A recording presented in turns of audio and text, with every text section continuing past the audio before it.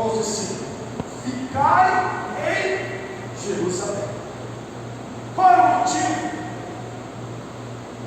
para os discípulos ficar em Jerusalém? Jesus vai dizer: aqui no alto sejai revestido. O momento de ficar em Jerusalém é o momento para nós sermos revestidos. O momento de ficar em Jerusalém é o momento de crescer na graça e no conhecimento. O momento de ficar em Jerusalém é o momento de você buscar intimidade. O momento de ficar em Jerusalém é o momento de buscar a presença de Deus, aprender com Deus, se envolver na vontade de Deus. E às vezes vai um homem sem preparo, e às vezes vai um homem ainda que não sentou para aprender a conhecer a palavra de Deus,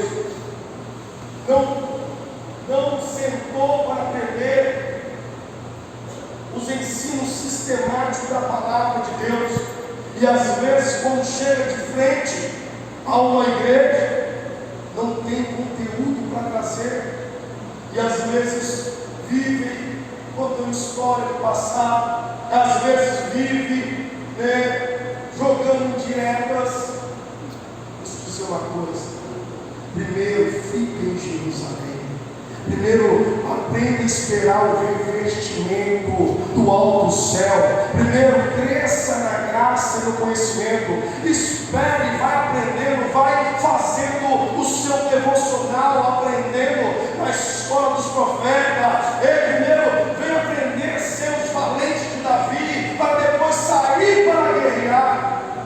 Não para o devocional, não para meditar na lei, não para ser instruído pela palavra.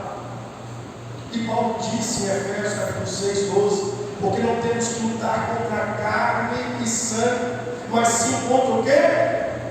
Qual é a nossa luta? Contra os principados, contra as potestades, contra os príncipes das trevas deste século, contra as hostes espirituais da maldade nos lugares celestiais. A nossa guerra é contra a potestade, principado, hostes.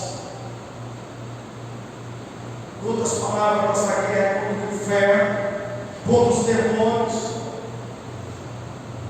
E se nós não tivermos revestido da armadura, se a nossa armadura estiver encostada, se nós não estivermos meditando, nós somos alvo do inimigo. É por isso que Paulo, na mesma carta, escrevendo à igreja de Éfeso, ele vai dizer: estais, pois, firme, cingindo os vossos lombos com a verdade, vestindo a couraça da justiça, calçando os vossos pés na preparação do evangelho da paz, tomando sobretudo o escudo da fé, a qual poderá apagar todos os dardos inflamados do inimigo. Tomai também o capacete da salvação e a espada do Espírito, que é a palavra de Deus. Aleluia. Revestir. Pastor, mas eu oro 2 horas. Mas medido na palavra? A pessoa se for para guerra só com a espada, sem a couraça, pela própria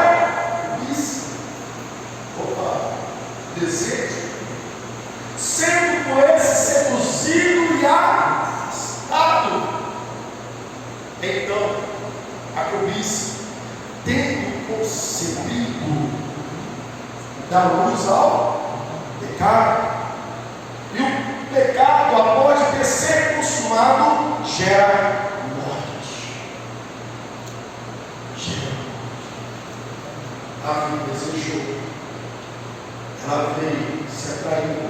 Olha o perigo de estar despreparado, a falta da vigilância, a falta de uma vida, de uma conduta irrepreensível, leva o homem a se afastar de Deus, se distanciar da presença de Deus, levando ele a distanciar da presença de Deus.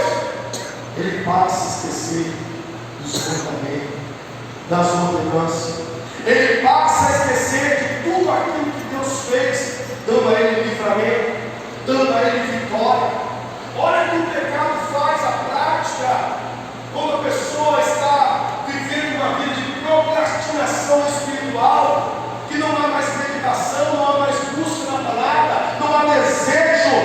tirar horas e horas e debruçar diante da palavra, como o pastor disse aqui, no louvor da alma, chorar, de molhar os papéis.